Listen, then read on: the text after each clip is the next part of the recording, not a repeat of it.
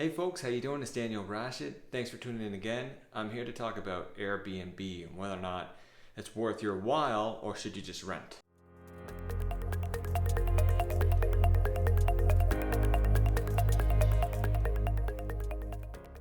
So it's not like it's a new thing. I mean, Airbnb has been around for a decade. But that being said, if you don't know what that is, I'm talking about short-term rentals. And there's a few different applications out there to help you rent. But at the end of the day, it's basically a short-term rental, just like a hotel would be. But you as an owner have the ability to basically make anything an Airbnb. It does have to meet certain criterias, but you could rent a room, you could rent a trailer, mobile home, you could rent a whole house or a condominium if it allows it. Gotta check your bylaws. Or we're talking about that versus long-term renting or just renting a property in general long-term. I personally rent most of my properties long-term.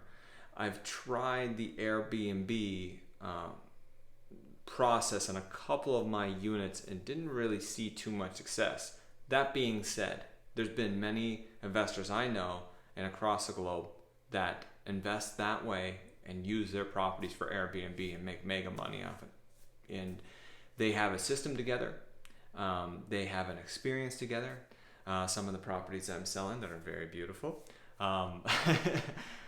offer quite the experience for anyone coming in, and that atmosphere when it's created is basically like a business. So when they create an atmosphere, or when you create an atmosphere around your potential Airbnb property, then you have a great opportunity there to make some good income and sort of cover all those operating expenses that come associated with Airbnb. Now let's backtrack. Before we get into too much rentals or Airbnb rentals, let's talk about really the main differences between the two. Now, long-term rentals are very hands-off. You screen your tenant, they come in. It's a longer lease usually. It's like 6 to a year, 6 months to a year. And basically they've agreed to a lot of different terms. You have, I would say, more of an ability to screen your potential tenancy for a long-term rental. There's more. Airbnb's got some good leverages now, but at the same time, you're not really signing a lease with Airbnb. You're agreeing to some terms, but let's get into that later. So for the long-term rental, it's pretty standard. You know, you establish a lease. This has been done time and time before. Banks recognize that income more reliable than an Airbnb or short-term income, especially if you don't have too much experience. And I mean experience or time operating that Airbnb. No track history, basically. So if there's no track history on that Airbnb, there's really nothing for the bank to kind of go on. You don't really have a business yet. You got 5 years in, you're claiming the income that you have, and you have some numbers to show, some hard numbers. Then all of a sudden, you're operating a business. Banks always view things a little differently. So check out your local banks and see how they're going to view your Airbnb investment if you go down that route. So for the long-term rental, that's pretty much it. You know, you screen, you put somebody in there, you're kind of hands-off for a little while. You're going to get the odd call, complaint, or repair that you may need to do, but it's pretty hands-off. There's not much more that you are required as a landlord to provide, but a roof over their head, heat, and utilities, or whatever else you agree to. So that's your responsibility as a landlord. So for the Airbnb approach, you basically you start establishing yourself in their application. We're going to use Airbnb because they're the largest player in the arena.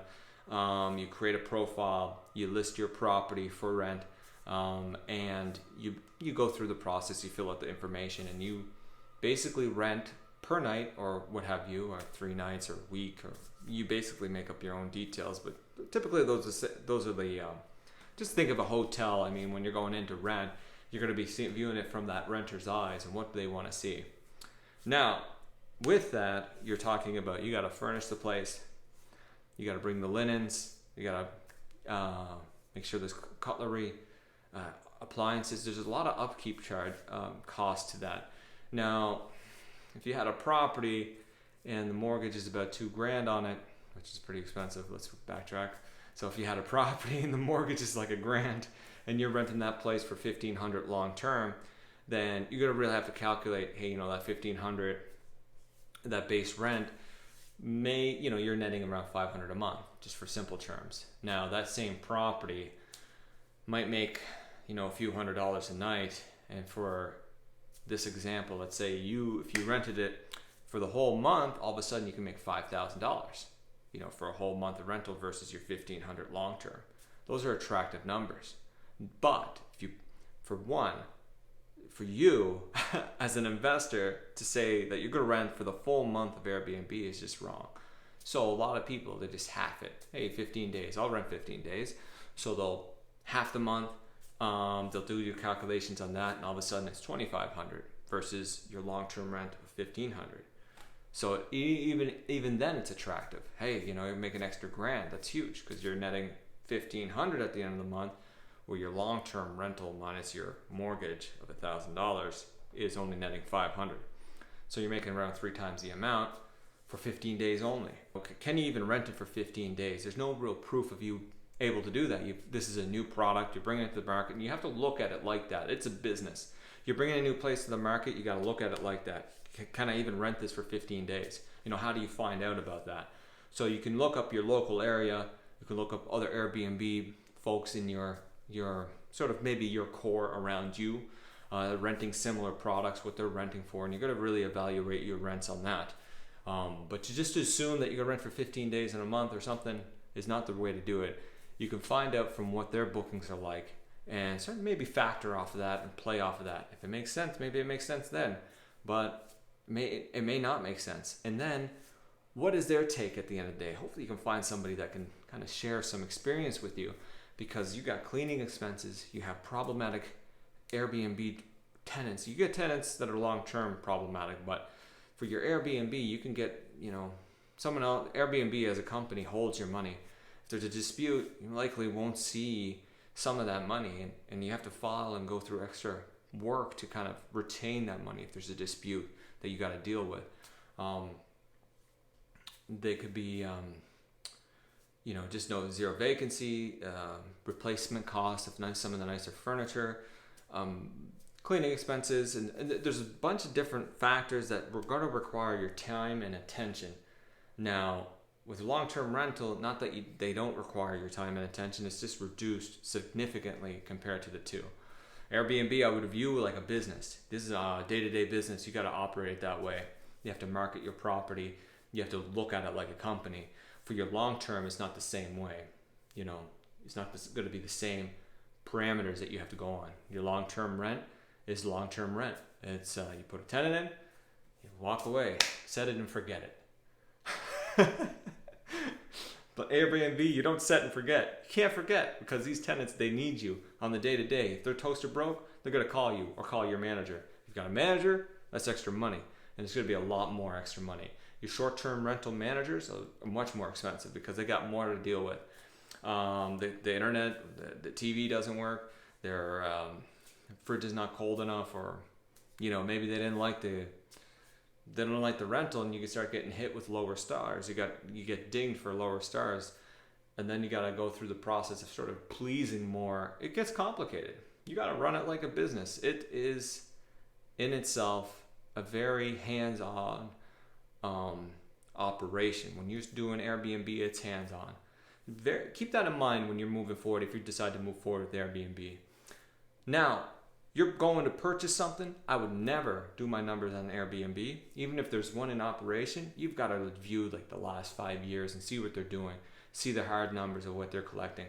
You can always buy a business that way, that's great, but if there's a track record, that's fantastic. If they got a couple of years in the business and they're still doing great with growth potential in the future, then that is an opportunity. Look at the numbers, see what it makes for you, and see what you can do with it. Maybe you can change it up, you can add more rentals. Maybe if you change the whole scope of the rental, if it's a big house, maybe you can rent per room. That might be something. if you're buying a single family home and you want to test out the waters, if you could rent per room per night, you can kind of do like a B&B sort of rental rather than the whole house. That's an opportunity. If you bought a whole big house and then all of a sudden you can make a few $100 a night for some tenants and offering a couple of bagels and coffee in the morning. That sort of idea for your single family homes that you're living and you can, you don't mind that sort of company, then you can make some major coin there. There's plenty of people doing that around where I'm at and renting for big bucks and making some good money. There's opportunity there. So to sum it up, would I approach Airbnb? Would I approach long term? It really depends on a couple things. So Airbnb, it does depend on the property that you have. You got to really view it like you're going to rent or come to a city. There's some properties that are very highly desired for a renter or Airbnb renter. If you got like a waterfront property, they're coming in town with the family, they want to rent for a week, you might make a few grand off that. So that's a very lucrative operation that you can run, while the same token you could rent that for a long-term rental for a lot less. It does seem attractive. It's just, what is your startup cost? You're going to need money for cushion space because you're going to have dry seasons. In our local market, summertime's it. Afterwards, you're lucky to rent it, and you got to reduce your rent. What does that look like? All of a sudden, there's all these numbers that you have to go with. You're going to have to do on these rentals. So reduce numbers. You're probably talking a lot of different facets of that business that you're going to really have to dissect. Find out where your hot market is. Find out if your property is even something worth renting or someone will rent. And what can you offer to somebody? What kind of experience? Are you going to be picking these folks up from the airport, taking them to your Airbnb rental? Maybe not these days, but that's the idea. There's some folks that, they'll do the full 9 yards and cook them dinner, or, there's all these different experiences that you can provide somebody. Personally, I like my long-term stuff. I have a manager, he handles my business, and, I douse in the day-to-day operation of it, but at the end of the day, someone helps me with that. It's sort of streamlined, and there's not too much upkeep with it. Those are the kind of that's kind of my take on it, and what I would like to. That's sort of my business model. I like to have that long-term rental. Now, can I make more with my short-term? Sure, I can. But that's time. Time is money, and I'm more suited and more amped to, for no one, help my clients sell homes, and that's what I'm personally, focused on the day-to-day. I don't have time for the nitty-gritty of an Airbnb operation. I don't have time for it, but you may as an investor, and you might be able to make some major money and then pick up the next property, and all of a sudden you're tripling or quadrupling money coming in. So it's something to think about. If there's any questions on this, let me know. I'd love to answer anything that you need, or you want me to cover a certain topic, let me know as well. And to all of you, take care.